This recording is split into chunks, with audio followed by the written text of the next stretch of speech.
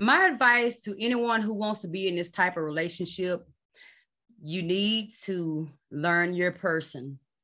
I would say learn your person, learn your spouse, whoever, your fiance, your boyfriend, whatever you want to classify them as, learn your person. Communication is a must. Okay. Communication is a must. Patience is a must. And I'm going to tell you why. Because when we went through the immigration process, it took me 19 months to get my husband here. I didn't know if I was going or coming. I'm telling you, that was one of the hardest things I ever had to go through, was going through that immigration process. It was really hard. So be prepared. I know a lot of people like to do the K-1 visa, but right now with COVID and the situation, the K-1 visas are taking just as long as the spousal visas.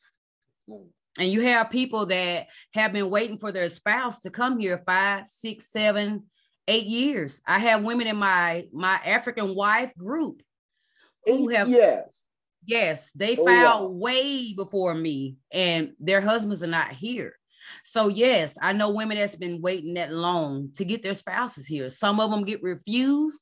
They have to go through the process again, get a lawyer. It can be a lot. So, and the main thing with trying to sponsor someone and bring them here, make sure that your income meets the requirements. That's one of the main things they're looking for. Can you support this person when they get over here? Because you're responsible for them until they can get citizenship.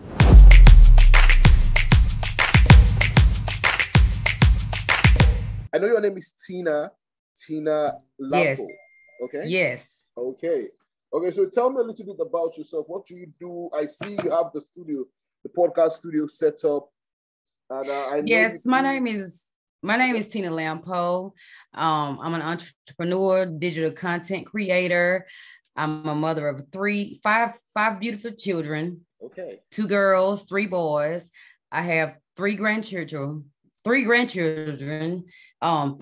girls, and I'm married to a handsome man from Ghana. Hold up. Let's reverse. You said you're a grandma? Yes. Oh wow. I would not have guessed. I would never have guessed. Yes. You look amazing. You look amazing. Okay, so Thank you. You've been married to a Ghanaian. How long? Yes. Pardon my asking, but how long have you guys been married? This year will be 5 years. 5 years. Yes. How did you guys meet? I met him through a friend who's married to his cousin. Okay. And I saw him on a picture of their wedding day, and I knew that was my soulmate. I asked her, from a picture. Yes. Okay. I asked her, I said, who is that handsome guy and all that white? I said, well, that's my husband. That's what I told her. And okay. She reached back out, and I was like, is he married? She's like, no, he's not married. So I knew that he was my husband. So if he was married, what would have happened? He wasn't married. Spirit had already let me know that he wasn't married. He wasn't married. So basically it was a combination of, you physically being attracted to him, then the spirits also doing everything to make sure you guys clicked and everything. Right. So you had no reservations about him being a Ghanaian? No, I didn't. How so? I just know that. I just know that when I divorced my ex-husband, who is an American man, I just knew I did not want to be involved with another American man. I knew that. I didn't know he was going to be from Ghana, my next husband.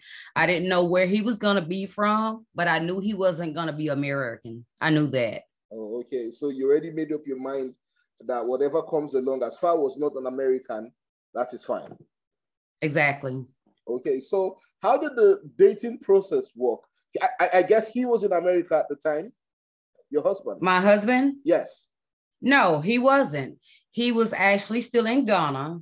Okay. And how it came along, because I was friend with this lady that was married to a guy from Ghana, which she went to Dubai and got engaged to him. And then she did the process to bring him to America. So he got here and they were supposed to go back to Ghana to have a celebration there with his family.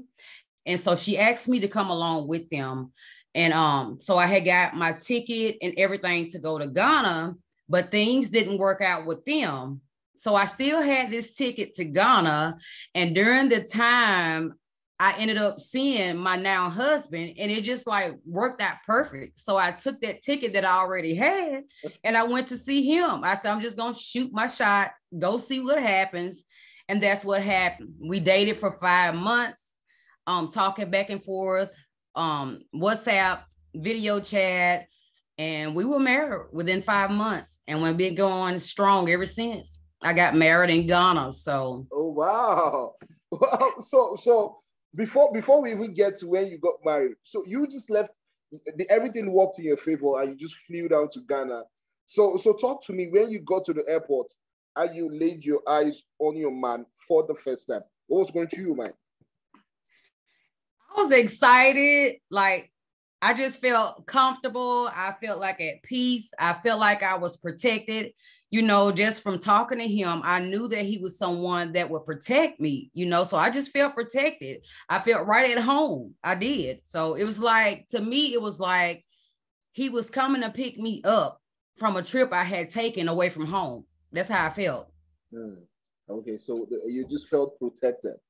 I did. That's very interesting. So is your husband in America now, or is still in Ghana? Yeah, he is. February 28th made 2 years that he's been here. Oh wow. So because he married you, he moved, he left Ghana and came over to the States. Correct. Okay, that's really, really interesting. And here's why. Because normally I know the process of, you know, I don't know how it is in Ghana. But for Nigerian, I know the process can be pretty difficult, you know, getting the spouse, moving the spouses. But the fact that he was able to do that and everything, I think it's really, really interesting. So why do you think you guys have been married for 5 years? Correct. And like from what you've just said, from what you've told me, your marriage is flourishing. You guys are doing amazingly well. So what do you think is responsible for the many negative comments around Black American women and African men? What do you think is responsible? Using your own marriage as an experience now, what do you think is responsible? I think every person is different.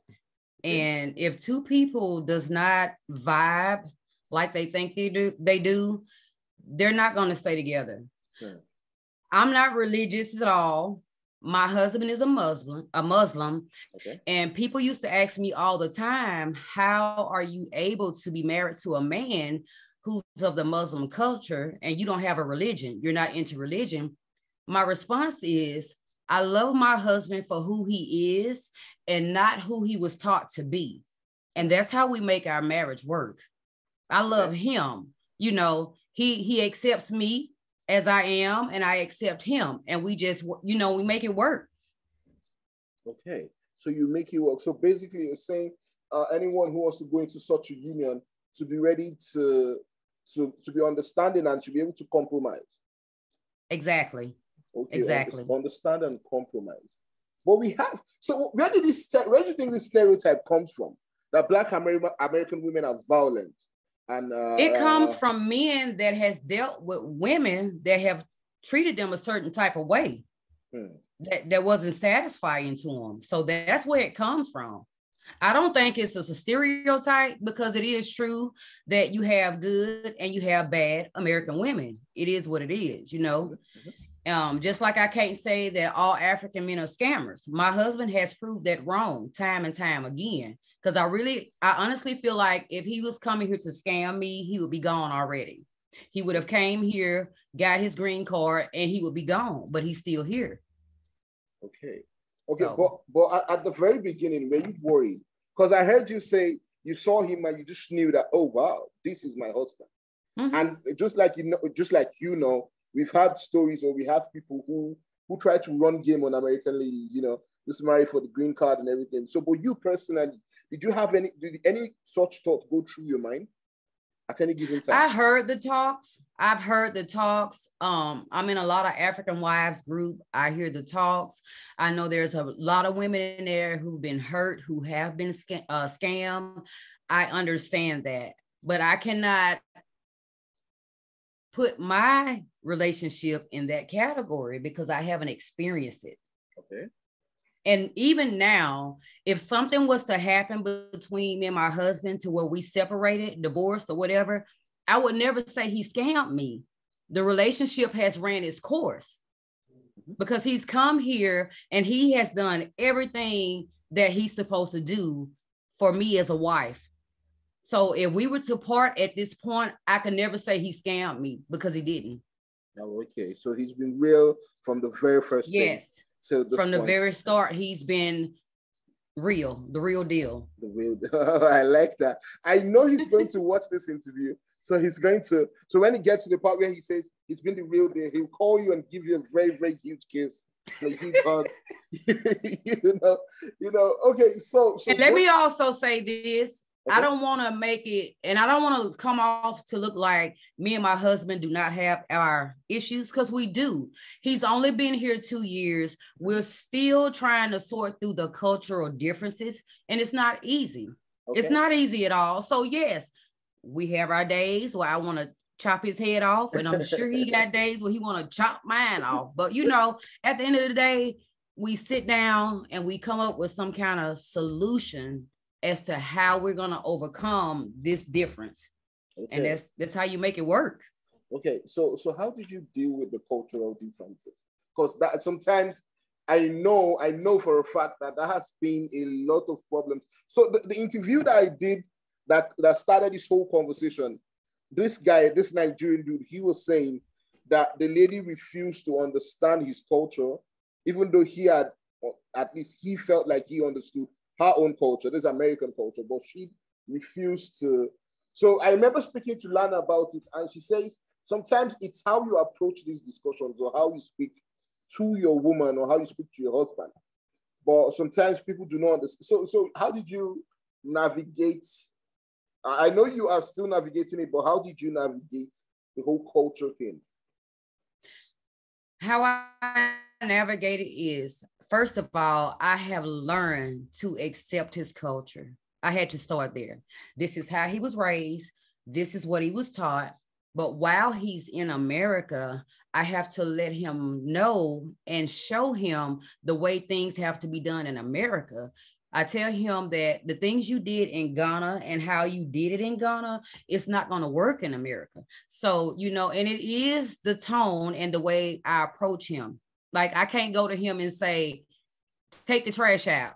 I have to say, honey, will you take this trash out for me? And he'll say, when I'm going out, yes, I'll take it out. So it is about approach. Okay. So I want you to give me literal examples now of his culture that you found. I don't want to use the word weird, but you found very, I don't want to use the word weird, but that you found very unusual. So now, because you've been to Ghana, you're in America now, but you've been to Ghana, so you have like a 360. I feel like you're an authority on this thing. So what part of the culture, of the Ghanaian culture, was very unusual to you? I wouldn't say it was unusual to me. I mean, we've been taught a lot of things in school about Africa, and I'm thankful that I was able to go and lay my eyes on the continent for myself, because otherwise I would still be believing a lot of things they taught me in school about Africa. Okay. But I wouldn't call it strange or unusual. I mean, that's the way they live. Okay. That's the way they live. What were these things that they taught you in school? Let's go back a little bit now. Now that we're talking, so I know your husband must have done a lot of recorrections, and you know, from what you were taught. But what were some of these things you were taught, or you were told in school about Africans? That all Africans were hungry. They run around with flies around them. Just you know the things they say about Africa. And we was taught this stuff in school. And I think the reason for that is because they didn't want us to go back over there and experience the culture that we're a part of. We're supposed to be there. Okay. So I just feel like they didn't want us to go back over there. Okay. And experience that. And experience that. Okay. So Tina, I'm still waiting for you to give me literal examples of this culture, because I know as an American, you must have seen some things that are like, okay. Okay, I'm sure you must have had that reaction. So give me an example. Let's start from there. You talking about as far as me being over there and seeing the way the people live? Is that what you're talking about? No, not just that. Like which you're dealing with he and his family members, Ghanaians in general. I want to hear about some of the things that they do that you did not okay, not unusual now, that you did not understand, but now that you're a Ghanaian, like if I could say that, now you understand better. Like I said, I wouldn't call it unusual. I mean, as far as like the women walking with the things on their head, I don't think I would ever be able to do that. I got to experience while I was there. They tied the baby on my back with the sheet. I thought that was cool. I sit and watch how these ladies pound food just, and I'm just like, we're really spoiled in America. We're really spoiled over here, but I just love how they are family oriented. Now, that's one thing I do love about the culture. They're very family oriented versus in America, we're all pretty much to ourselves over here. We're pretty much to ourselves. Nobody bothers anybody. Families do not connect like they should, as I've seen it in Africa. And I actually love that about the culture. The food is amazing. Okay. The food is amazing. I got to travel to the slave castle when I was there. My husband took me to the King's Palace. He took me a lot of places when I was there. Okay. So, well, out of all you said, you only repeated the fact that the food was good. So I'm sure that must have made an impression on you, the food and everything. So have you learned to make any of his favorite Ghanaian dishes? I do know how to make the jollof rice. That's probably about the only thing I know how to make. Well, no, I know how to make the peanut butter stew. I know how to make that. But my husband really cooks his own meals. And I would rather for him to teach me how to cook his meals because he know how he like it. So when he teaches me how to cook it, I will. Oh, okay. So, but talking about jollof rice, there's a rivalry that has been in existence for years between Nigeria versus Ghana. And Ghana. So I'd like you to please tread carefully when talking about jollof rice in the presence of a Nigerian. You have to tread carefully because, like I said, this is something that has been going on for years. And I know now you are biased because you are a Ghanaian already. So please tread carefully and be aware that as a Nigerian, you cannot win that battle. You need to eat more at Nigerian jollof rice. do you understand? Okay, so yes, I've heard about the battle about the Nigerian and Ghanaian jollof rice. I've heard about it. Okay, so before I allow you go, I'd like you to speak to those who are in the process or have plans of dating an American or might find themselves in this situation one way or the other. Because I'm so glad that you and I have spoken. I'm glad that your own experience is positive, and I pray it keeps being positive, and you and your husband continue to build a wonderful home for yourselves. Because like I said in the past, like I said earlier, I have been speaking to people who've had negative experiences, but you guys have been able to make it work. So I'd like you to give a piece of advice to anyone who wants or who's thinking about it, dating a Black American or doing the same thing. Yeah. My advice to anyone who wants to be in this type of relationship, you need to learn your person. I would say learn your person, learn your spouse, whoever, your fiance, your boyfriend, whatever you want to classify them as, learn your person. Communication is a must. Okay. Communication is a must. Patience is a must. And I'm going to tell you why. Because when we went through the immigration process, it took me 19 months to get my husband here. I didn't know if I was going or coming. I'm telling you, that was one of the hardest things I ever had to go through, was going through that immigration process. It was really hard. So be prepared. I know a lot of people like to do the K-1 visa, but right now with COVID and the situation, the K-1 visas are taking just as long as the spousal visas. And you have people that have been waiting for their spouse to come here 5, 6, 7, 8 years. I have women in my African wife group who 8 years. Yes, they filed way before me, and their husbands are not here. So yes, I know women that's been waiting that long to get their spouses here. Some of them get refused.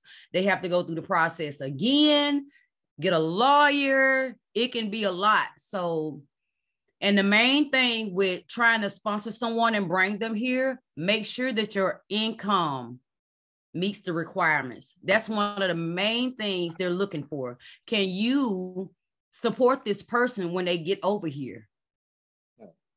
Because you're responsible for them until they can get citizenship.